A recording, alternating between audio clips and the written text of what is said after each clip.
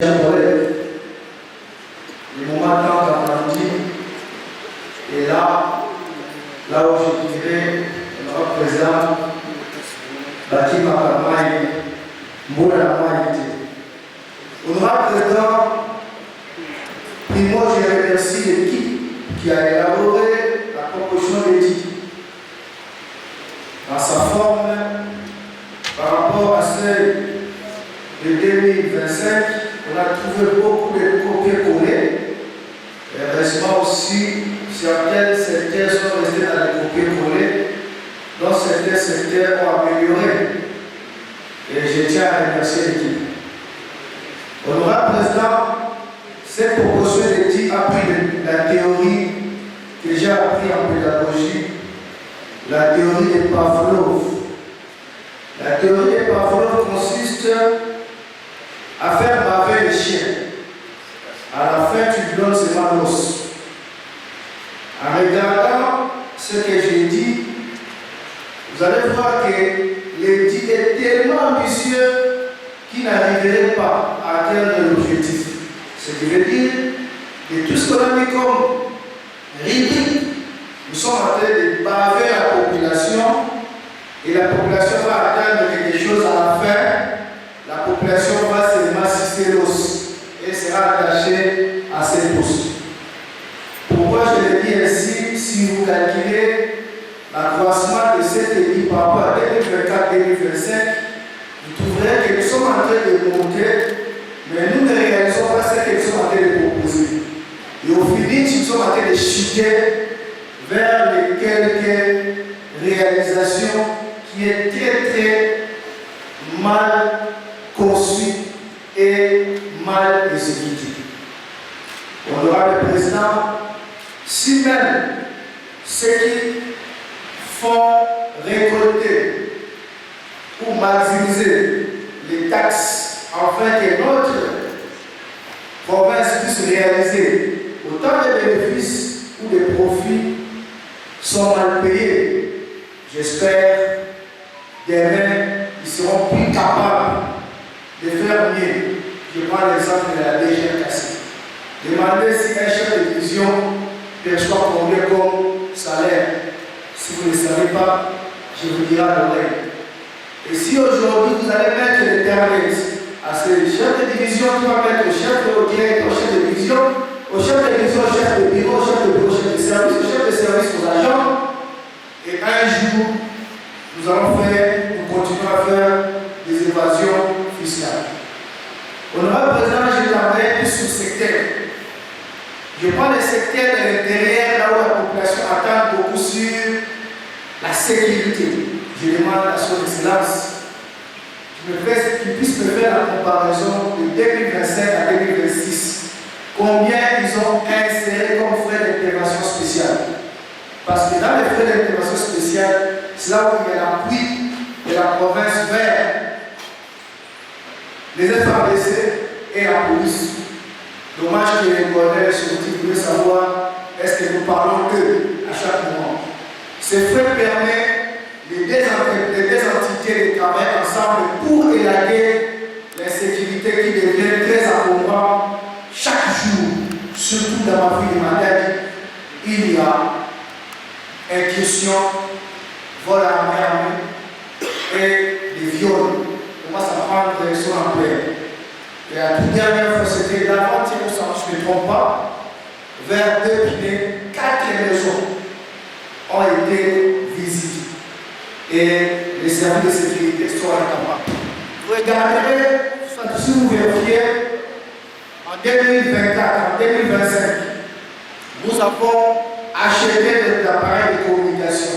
Et en 2026 encore, on met encore acquisition des appareils de communication. Nous allons aider à la police. Je me pose la question. Ces appareils ont un délai d'une année ou c'est comment les travaillent? Je me pose la question. Et on met beaucoup de moyens là-bas. Au finish, quand vous vérifiez, on n'achète pas. Ou soit on les réalise moins. Je me pose encore la question au niveau de la sécurité. Quand est-ce que la province sera à hauteur d'éradiquer même à 40% ces problèmes de Koulouna et de vols à mer à mer. Je passe au niveau des transports. Honorable Président, j'ai vérifié, je dois dire, nous avons lu tous ces manuscrits que nous avons donnés, quel que soit le volume, nous avons lu. Je n'ai pas vu là où le secteur des transports propose des actions sur la sécurité routière. Je ne sais pas s'il pense toujours comme il a dit dernièrement, peut-être la fétichère ou le problème, c'est pas le fétichère, le problème, c'est la réglementation et les applications. Honorable Président, je le dis clairement, j'ai fait Cotonou là où l'honorable c'est parti. Il y a la réglementation de la route qui va vers Cotonou, vers Lomé. Parce que c'est Lomé qui fournit le Bénin. Il y a les ports de Lomé qui renvoient les marchandises vers Lomé. Il y a la réglementation de temps. Jamais un chauffeur de poids lourd peut faire 360 km au même jour. Vous en souvenez à l'époque pourquoi je me suis décidé cette entreprise Transmat avait un air de repos. Jamais un chauffeur de Transmat qui tirait ma tête doit passer directement à Kinshasa. Il doit faire son repos à Ouattara. C'est comme ça que c'est fait. Aujourd'hui, nos expatriés ou nos importateurs ou les transporteurs obligent les journalistes entre les mêmes jours. Et ces gens commencent à être fatigués. C'est pourquoi nous avons beaucoup d'accidents dans la route nationale. Aujourd'hui, chaque jour, il y a accident dans la route nationale numéro 1, tronçon Matadi-Kinshasa. Et le ministre de secteur en question, il n'a rien motivé, mais vous allez voir si son fonctionnement, il motive pour les frais de mission pour ce voyage. Pour la population, ça passe à rien. Honorable Président, je passe au niveau de la santé, je reviens sur le même problème. Ils ont encore mis un autre limite, la réhabilitation des centres de santé de Bobila. Mon Dieu, vous avez déjà réhabilité. Parce qu'il y a 12 000 dollars qui étaient sortis, 18 000 dollars qui étaient sortis en 2024. Mais vous n'avez pas fait réhabiliter quoi? Pendant qu'il y avait 18 000 dollars qui étaient sortis en 2024, vous n'avez pas réhabilité.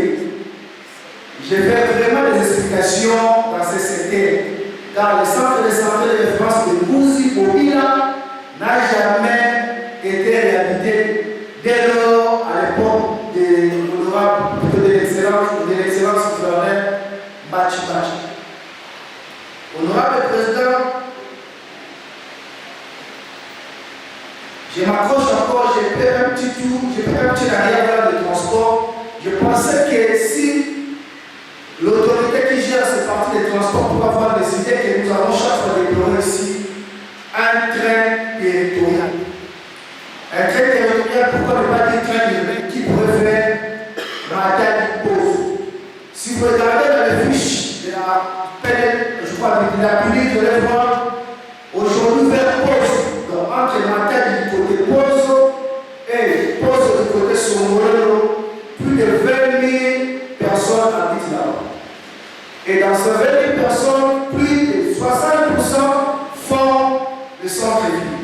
Si aujourd'hui on peut négocier ou travailler ensemble avec l'ONATRA, nous pouvons avoir un train territorial qui pourrait faire par séquence du matin jusqu'au soir, ramenant la population qu'elle est embourbée dans les embouteillages de 3 heures. Je prends l'éducation, sport et jeunesse. Honorable Président, je reste à l'éducation. On prévoit encore 50 000 pupitres pour 18 1880 salles de classe. Je pose la question à son Excellence, combien est prévu pour ma date? J'ai envoyé les images à tous les honorables députés. ITC loi de l'Institut technique du commerce, je ne trompe pas, ça se trouve vers Cabanane, à Bestadana de Fouanous. C'est une école conventionnelle urbaniste qui a caractère public, qui n'a pas de banc, qui a besoin de pupitres. En ce jour, ces enfants assis sur les bois, soit sur les poutres.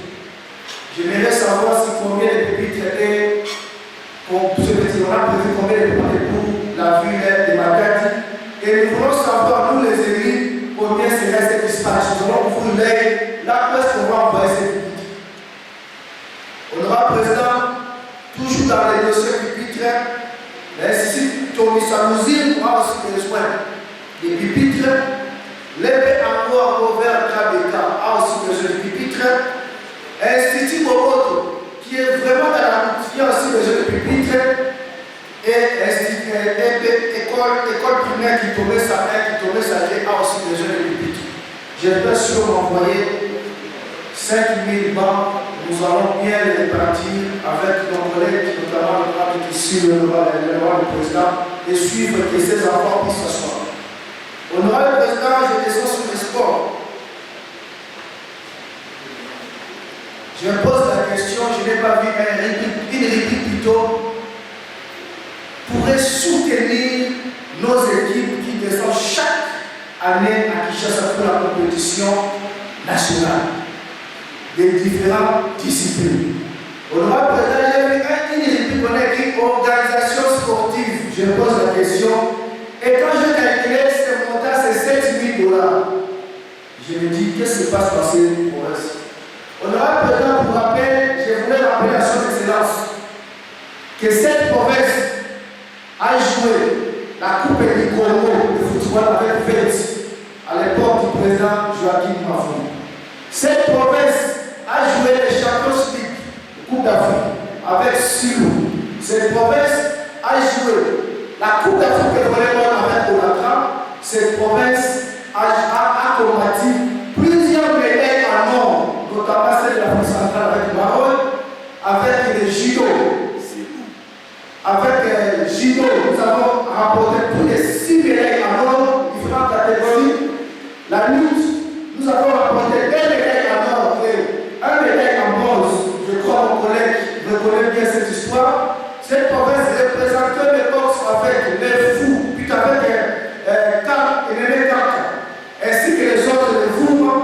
Et aujourd'hui, nous avons Maroc et négligé. Si au moins je demanderais à l'autorité d'insérer 700 millions qu'on peut les récupérer d'une manière ou d'une autre pour l'organisation sportive affectée pour participer à des compétitions nationales. La compétition nationale commence au 1er juin et termine au 31 novembre. C'est ça notre saison sportive. Et je crois qu'on peut les préparer aujourd'hui pour que les athlètes ne viennent pas se mettre devant le bâtiment de l'administration et demander les frais de voyage. Pendant que dans les vies, on n'a rien mentionné. Et je l'ai dit, encadrer la jeunesse, ça commence aussi dans le sport et dans l'entrepreneuriat. Si nous négligeons le sport, c'est pourquoi nous allons voir beaucoup de délinquants sur la vie. Le sport maîtrise la conscience de l'esprit de l'athlète de quelqu'un. Je sais pourquoi je l'ai dit, vous l'avez dit auprès des autres collègues, c'est grâce au sport que nos collègues maîtrisent beaucoup de choses. Honorable Président, je voulais chuter sur l'entrepreneuriat avant que je passe sur l'ITP. Honorable Président, je pose encore la question sur le secteur comprend ce qui est important de l'entrepreneuriat aujourd'hui. L'entrepreneuriat, c'est un encadrement très efficace pour le jeune. Je ne trouve pas de proposition. La seule proposition que j'avais vue en 2024, c'était la sensibilisation des jeunes. Mais il fallait maintenant pour la sensibilisation qu'on attaque la partie formation. Malheureusement, je vois encore beaucoup de frais d'émission par rapport à ce secteur.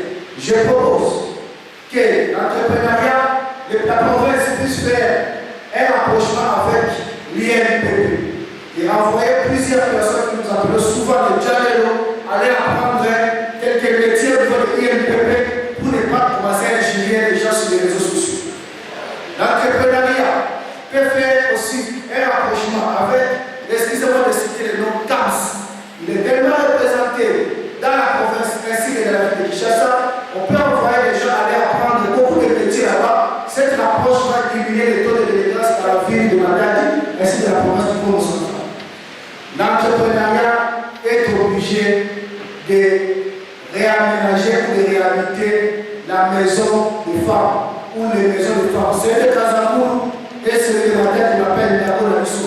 Ça trouvait par le patronage de la commune de Fous.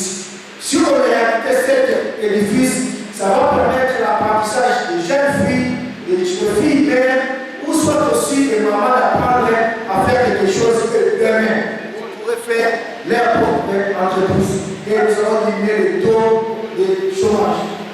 Honorable Président, je crois l'UTP. J'ai vu beaucoup de routes et de ponts cités par ce secteur.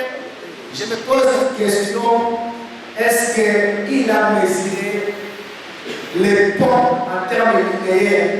Quand j'ai divisé le montant par le nombre de ponts, je me retrouve à 16 000 $. Je me pose la question, est-ce qu'on peut faire un pont de 7 à 8 mètres à 16 000 $? Et voilà que je vais venir essayer pour ma tête. Ma tête est oubliée dans tous ces secteurs, dans toutes ces proportions de ponts. Les ponts Libongo. Je l'avais dit qu'on va les réhabiliter avant la reprise des chemins de fer.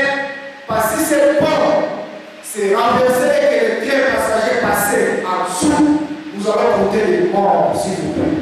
Ces ponts se séparent entre une autre partie de la ville de Matadi à une autre aussi partie de Matadi. Et l'autre partie a plus d'opportunités en termes d'achat de sable et de moellons et aussi l'usine de la riche des eaux de l'autre côté. Si ce pont est détruit automatiquement, pensez que nous aurons un problème de ramener les produits qu'on va traiter de l'eau de l'autre côté. Et j'oblige, excusez-moi, je propose qu'on puisse inspirer les bons pour la réhabilitation. Honorable Président, j'ai vu la réhabilitation de plusieurs routes ici à Matadi.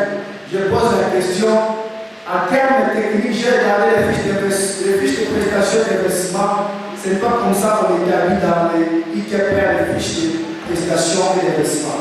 En termes de la chaussée, on les tape en termes linéaires et on les laisse isolés. Parce que chaque route a ses innovations, chaque route a ses aléas et chaque route a ses caprices. Il y a des routes où on va détruire des maisons, il y a des routes où on va entreprendre l'emprise de l'État, il y a des routes qu'on va aussi dévier. Mais quand on fait des globaux de la construction des routes, automatiquement, ça nous permet de les comprendre ce que nous avons fait. Et d'aider en matière d'infrastructure, il y a toujours une fiche qu'on va préparer, c'est la fiche de passation du marché. Celle-là n'est pas déterminée dans les fiches de prestation d'investissement. Honorable Président, voici les recommandations que j'ai fait ensemble avec des propositions. Si on essaie pas d'améliorer la partie jeunesse, sport et genre, je passerai, je ferai ce budget. Je veux que la population puisse bénéficier de notre budget, que le fonctionnement passe sur notre budget.